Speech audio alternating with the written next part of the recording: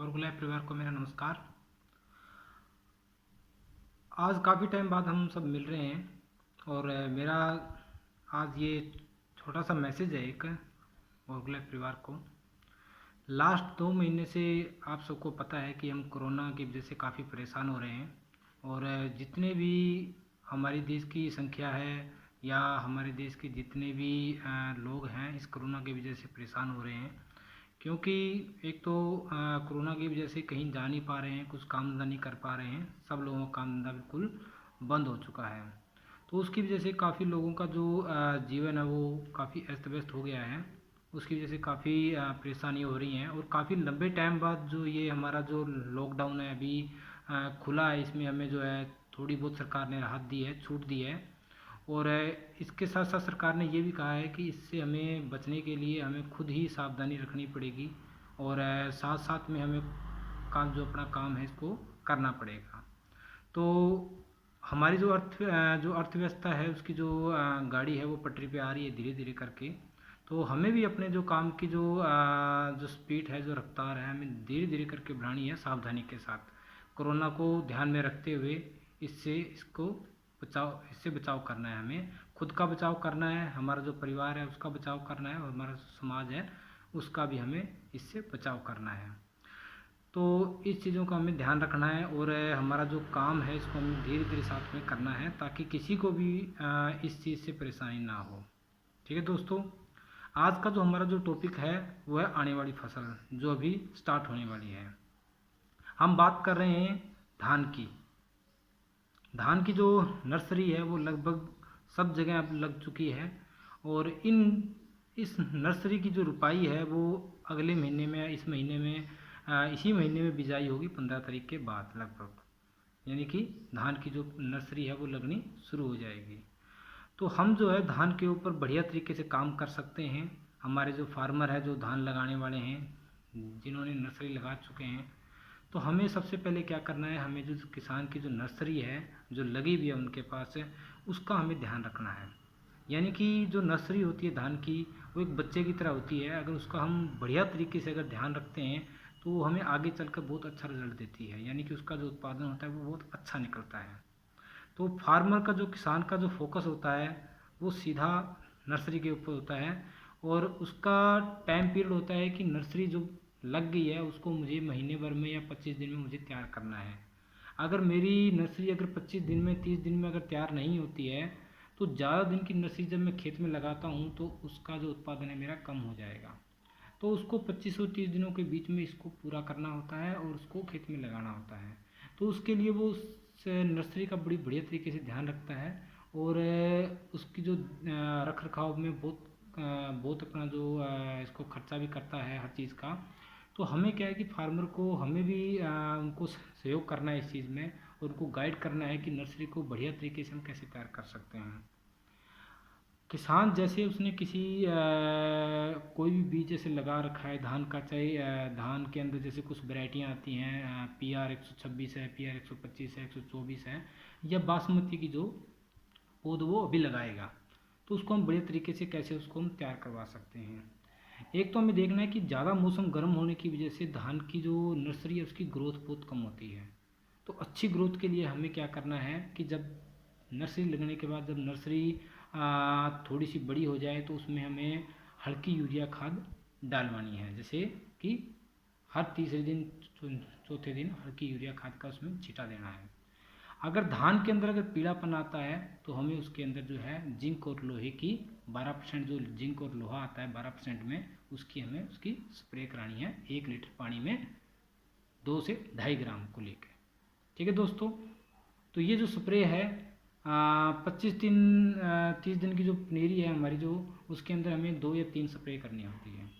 इसके साथ हम जो है ऑर्गोलैब का प्रोडक्ट इसके साथ डाल के भी हम जो पनीरी की ग्रोथ को और अच्छा बना सकते हैं, उसकी जो पौध को है और बढ़िया बना सकते हैं। उसके लिए हमें क्या करना है, जो हमारा क्रिस्टा प्लस है उसको हमें नीचे डलवाना है।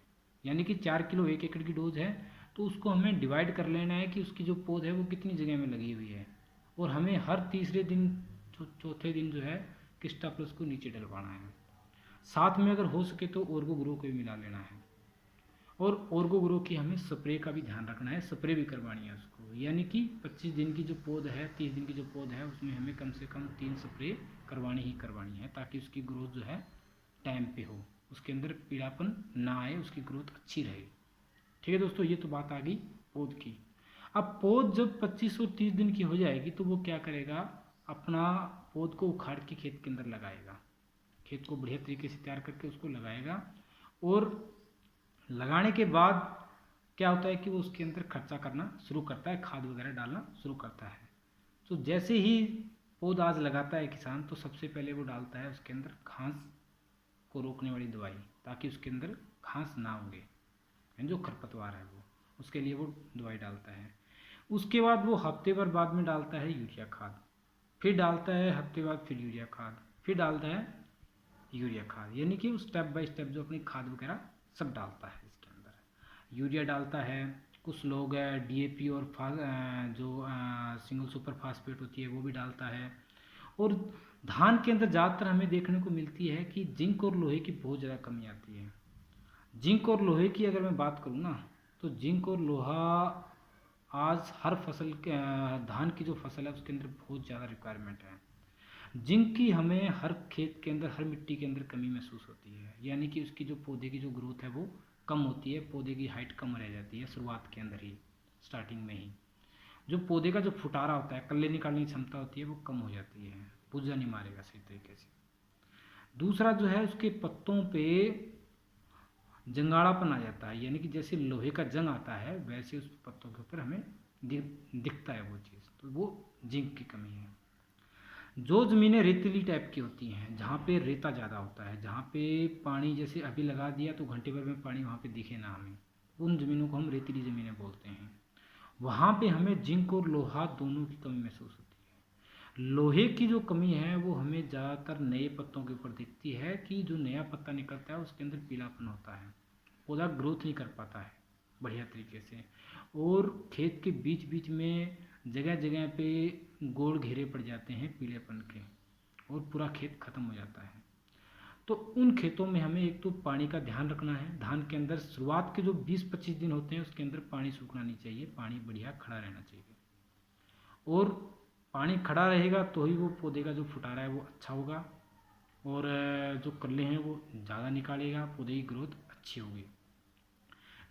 जो खेत रेतीले हैं वहाँ पे हमें जो लोहा है उसकी हमें स्प्रे करानी है, 12% जो लोहा आता है और 12% जो जिंक आती है उसकी हमें दोनों की मिला के स्प्रे करानी है, 250 ग्राम पर एकड़ 100 लीटर पानी में, हमें उसकी कम से कम 3 स्प्रे करवानी है।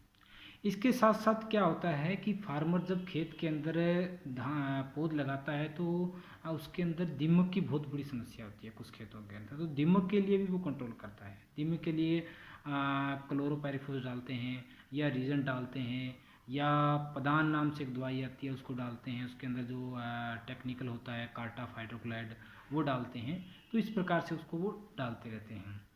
तो हमें फार्मर को ये गाइड करना है कि एक तो जो खाद वगैरह डाले, जो दीमक वाली जो दवाई डाले, वो कम से कम धान लगने के बाद, जो पौध लगा दी है तो उसके हफ्ते भर बाद में डालें या 5 दिन बाद में डालें, क्योंकि पहले शुरुआत में डालने से क्या होता है कि दवाई उतना काम नहीं करती, क्योंकि जब तक पौधा जड़ नहीं पकड़ेगा तो उसमें कोई दवाई भी काम नहीं करती है और ना ही कोई खाद काम करती है। तो हमें फार्मर को ये गाइड करना है कि 4 से 5 दिन बाद में वो अपने दीमक वाली दवाई डाल सकता है। कई बार क्या होता है, कुछ दुकानदार अपनी सेल को बढ़ाने के लिए फार्मर का ज़्यादा खर्चा करवा देते हैं, उसका जो दीमक वाली जो दवाई है वो भी डलवाते हैं, जो रीजेंट वाली कीड़े की दवाई है वो फोट अच्छा करेगी, कल्ला निकालेगी, इसलिए भी डलवाते हैं। जो पदान की जो दवाई होती है वो भी इसलिए उसको डलवा देते हैं। तो हमें क्या करना है कि फार्मर को अगर दीमक की प्रॉब्लम है तो दीमक के लिए उसको गाइड करना है कि हाँ भी दीमक अगर ज़्यादा है आपके खेत में तो इसको डाल सकते हो, कोई दिक्कत नहीं है। अगर दीमक कम है तो आप पहले देखिए, अगर प्रॉब्लम हो तो उसको डालिए। रीजेंट वगैरह है, जो पदान वगैरह है, उसको बोलिए कि ये कल्ला निकालने के लिए नहीं होती, ये कीड़े के लिए होती है, और उसको हम गाइड कर सकते हैं ताकि उसका वो खर्चा बच जाए, और इस प्रकार से उसका जो हम खर्चा जो है कम करवा सकते हैं फार्मर का। और शुरुआत के दिनों हमें क्या करना है, अगर हमारा जैसे कि हमारा प्रोडक्ट डलेगा तो वो कैसे डलवाना है, ऑर्गोलैफ का जो प्रोडक्ट है वो उसको किसान को डालना है तो वो कैसे डालेगा।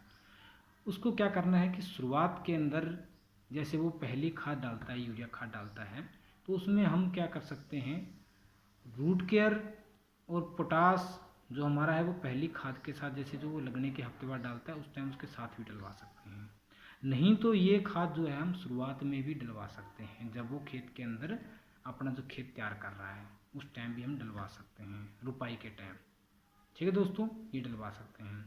दूसरा, इसको जो है घास मारने वाली दवाई से इसको कोई नुकसान नहीं है, कोई इफेक्ट नहीं है। 2-3 दिन का गैप रहेगा तो बढ़िया रहेगा, और बाकी साथ में ना डाला जाए, 2-3 दिन का गैप रखेंगे तो बहुत अच्छा रिजल्ट आता है इस चीज़ का। तो शुरुआत में इसको हम डलवा सकते हैं। इसके बाद जो है अगर रूट केयर और पोटास अगर पहले डाल लेता है तो पहली यूरिया के साथ हम क्या करेंगे, हमारा जो किस्टा प्लस है और वो ग्रो को मिला के हम डलवा सकते हैं, तो ये हमारा डल जाएगा किस्टा और वो ग्रो, यानी कि 4 किलो किस्टा और 250 ग्राम 250 ml उसमें और वो ग्रो मिला के उसको हम डलवा सकते हैं।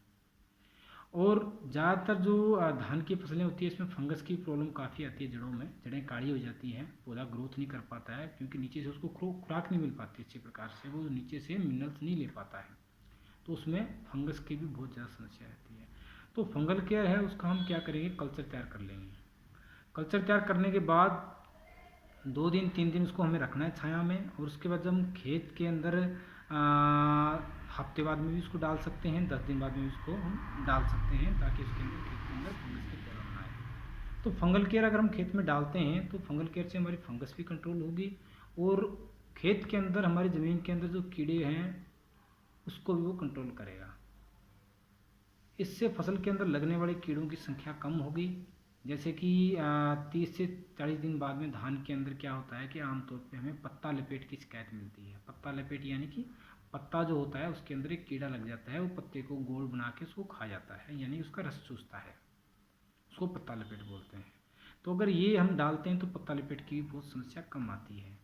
अगर ये डालने के बावजूद भी अगर हमें लगता है कि ये प्रॉब्लम आ रही है खेत में, तो हम उसको जो है नीचे कीटनाशक डालने की बजाय उसको हम स्प्रे के माध्यम से उसको हम कंट्रोल करवा सकते हैं, क्योंकि जो नीचे डालता है उससे खर्चा उसका 10 गुना बढ़ जाता है, और स्प्रे में उसका खर्चा जो है नॉर्मल खर्चा आता है, ज़्यादा खर्चा नहीं आता है। तो इस प्रकार से हम उसको हम गाइड कर सकते हैं। इसके बाद जैसे ही हमारा धान जो है महीने भर का हो जाता है, तो हम क्या है कि उसके ऊपर फोलियर स्प्रे पे हम ध्यान दे सकते हैं, यानी हम मल्टी पावर की हम स्प्रे करवा सकते हैं 250 ml पर एकड़, तो उसकी मल्टी पावर जो है उसकी ग्रोथ को और बेहतर बनाएगा।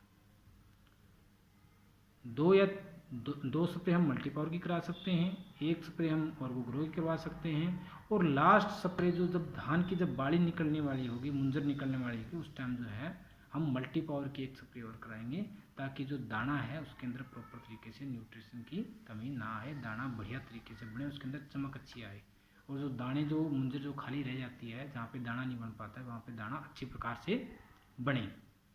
तो ये तो है हमारा धान के अंदर एक ट्रीटमेंट की हम ऑर्गोलाइफ प्रोडक्टों को किस प्रकार से यूज़ कर सकते हैं, फार्मर किस प्रकार से उसके अंदर खर्चा करता है, क्या क्या खर्चा करता है। आमतौर पे क्या होता है कि जो फार्मर अगर फास्फोरस का खर्चा कर रहा है तो नॉर्मली तौर पे वो फास्फोरस का खर्चा गलत तरीके से कर रहा होता है, क्योंकि धान के अंदर ज़्यादातर फास्फोरस की ज़रूरत नहीं होती है।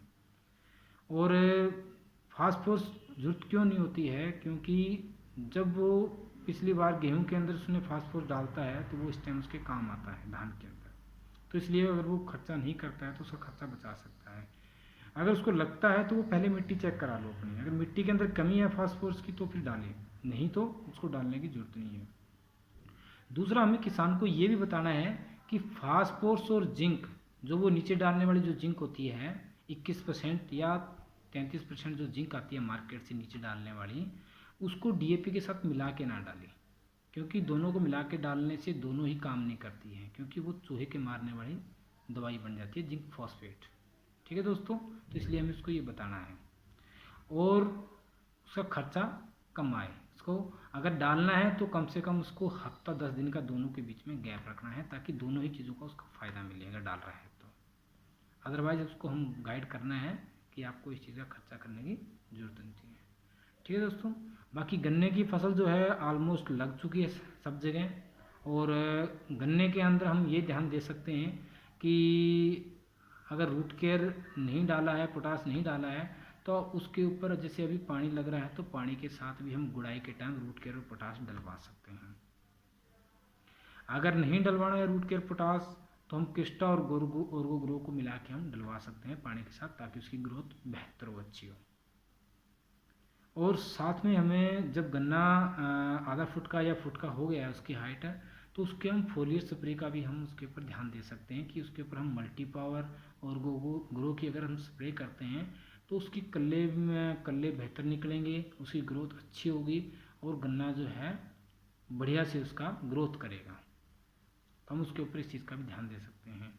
जो भी दवाइयाँ वो यूज़ कर रहे हैं उन सभी दवाइयों के अंदर एक्टिव प्लस का मिक्स होना बहुत ज़रूरी है। एक्टिव प्लस का आपको ज़रूर उसको फ़ायदा जो है उसको बताना है कि एक्टिव प्लस का कोई भी दवाई में जब वो मिला के करता है तो एक्टिव प्लस उसको क्या क्या फ़ायदा देता है, ज़मीन के अंदर डालता है तो क्या फ़ायदा करता है, अगर वो खाद डाल रहा है तो खाद के अंदर उसको मिला के नीचे डालता है तो क्या फ़ायदा करता है, और अगर जो बाकी प्रोडक्ट जो हैं उसको जो भी मार्केट से कर रहा है या हमारा प्रोडक्ट फोलियर स्प्रे में कर रहा है, अगर वो उसको यूज़ करता है तो उसको एक्टिव प्लस के साथ क्या फ़ायदा मिलता है। ठीक है दोस्तों, तो ये गाइडलाइन थी हमारी कि हमें जो इसको फसल के अंदर, धान के अंदर, गेहूं के अंदर आने वाली जो हमारी फसलें हैं जो लगी हुई हैं, जैसे गन्ना लगा हुआ है, आने वाला जो धान है, इसके अंदर हम फार्मर को ज़्यादा से ज़्यादा कैसे फ़ायदा दे सकते हैं, हमारी जो अर्निंग हम कैसे बढ़ा सकते हैं। हमें फोकस करना है कि फार्मर को ज़्यादा से ज़्यादा फ़ायदा हम पहुंचाएं।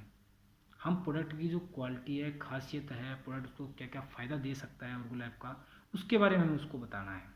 अगर हमने उसको फ़ायदा बता दिया तो बाकी जब सब बातें उसके अपने आप समझ में आ जाएंगी कि हाँ भी मेरा फ़ायदे की बात है, ये मेरा फ़ायदा होगा इसमें, तो फार्मर को ऑटोमेटिक ये चीज़ें जो है समझ में आ जाएंगी और अपने खेत के अंदर सारे जो प्रोडक्ट हैं जितनी उसकी रिक्वायरमेंट है उस हिसाब से वो डाल लेगा। और इसके साथ साथ दोस्तों हमें कोरोना का भी ध्यान रखना है। जो गवर्नमेंट की जो गाइडलाइन है कि कोरोना से हम कैसे बचें, कैसे सेफ रहें, तो उसको हमें फॉलो करना है। आप भी सेफ रहें, आपका परिवार भी सेफ रहे और आसपास के जो लोग हैं, देश के लोग हैं, वो भी सेफ रहें। थैंक यू दोस्तों, नमस्कार।